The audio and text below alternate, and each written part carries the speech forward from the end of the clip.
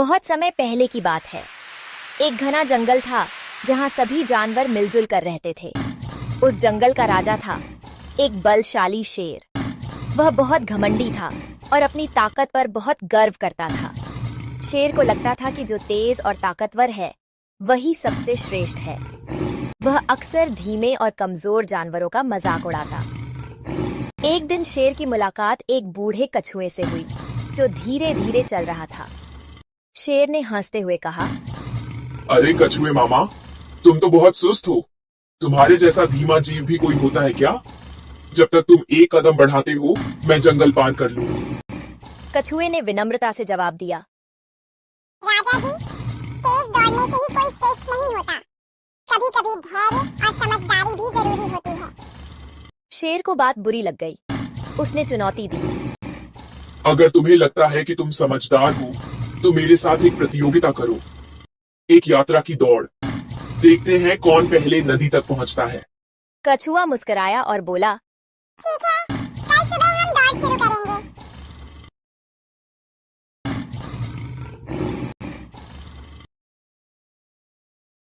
अगले दिन जंगल के सभी जानवर उस अनोखी दौड़ को देखने इकट्ठा हुए।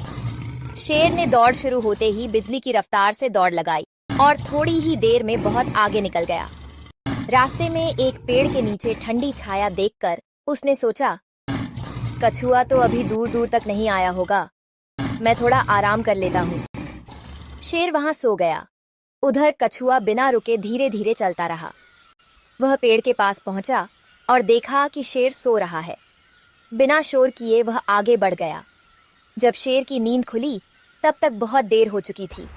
वह दौड़ा, लेकिन कछुआ पहले ही नदी के किनारे पहुंच चुका था। जंगल के सभी जानवर कछुए की जीत पर चकित रह गए।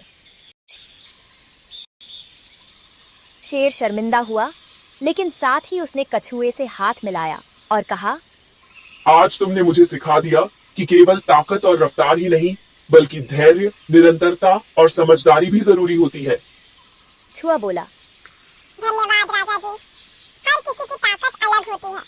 हमें एक दूसरे से सीखना चाहिए, न कि मजाक उड़ाना चाहिए। उस दिन के बाद शेर बदल गया। वह अब सभी जानवरों का सम्मान करता और जंगल में सभी के साथ न्याय करता।